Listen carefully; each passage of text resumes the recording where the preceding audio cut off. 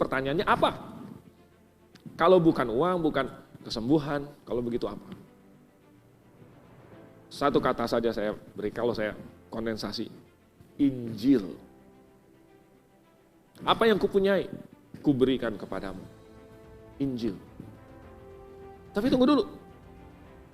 Di dalam perikop ini, Petrus tidak langsung keluarin traktat atau apa begitu, tidak langsung menginjili dia. Petrus bilang apa? Demi nama Yesus Kristus, orang Nazaret itu, berjalanlah. Lalu ia memegang tangan kanan orang itu dan membantu dia berdiri. Seketika itu juga, kuatlah kaki dan mata kaki orang itu. Sekilas mungkin orang berpikir, oh, yang diberikan Petrus kepada orang lumpuh ini adalah kesembuhan.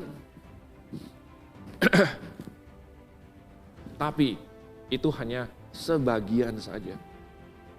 Itu hanyalah proses kesembuhan, itu adalah proses yang dijalani yang Tuhan berikan supaya orang ini mendengar Injil. Ingat sebelumnya selama 40 tahun lebih orang ini hidup. Mungkin dia tidak tahu bagaimana dia bisa diselamatkan. Dia pikir keselamatan itu adalah dia bisa hidup dari hari ke hari, dia bisa makan, dia ada orang bisa bantuin dia dari rumah ke gerbang indah. Tetapi sekarang dia dikasih tahu ada keselamatan yang lebih mendasar, yang lebih penting. Jadi Petrus kemudian sesudah membantu orang ini berdiri, kemudian menjelaskan Injil. Dan itulah hal terutama yang Petrus mau kasih kepada orang ini. Injil itu, inilah hal yang paling mendasar yang manusia butuhkan. Dan betapa berharganya kabar baik itu. Petrus punya, saya punya. Bagaimana dengan Anda? Apakah Anda juga mempunyai Injil ini? Injil ini bukan suatu barang. Injil ini adalah suatu yang kamu bisa kasih kepada orang. Namanya saja kabar.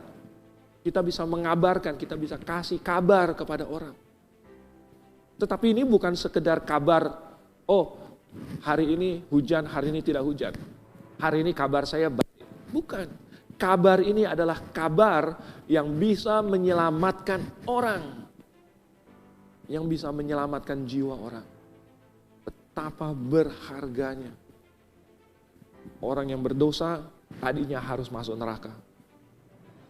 Orang yang berdosa tadinya tidak punya harapan karena dia pasti mati. Dari orang yang paling miskin sampai raja yang paling agung.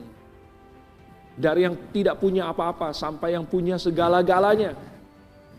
Tetap tidak ada yang bisa ketemu pil yang bisa membuat dia hidup selamanya. Semuanya pasti mati. Oleh sebab itu maka manusia yang berdosa tidak punya harapan karena dia pasti mati cepat atau lambat.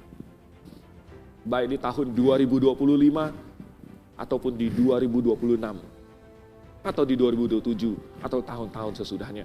Pokoknya pasti mati. Jadi dengan adanya Injil, seseorang bisa mendapatkan hidup yang kekal. Karena Tuhan Yesus sendiri yang berkata, "Akulah kebangkitan dan hidup. Barang siapa percaya kepadaku, ia akan hidup walaupun ia sudah mati." Dengan percaya kepada Tuhan Yesus, orang bisa saja mati secara jasmani, tetapi sekalipun dia mati jasmania, dia tetap hidup kekal.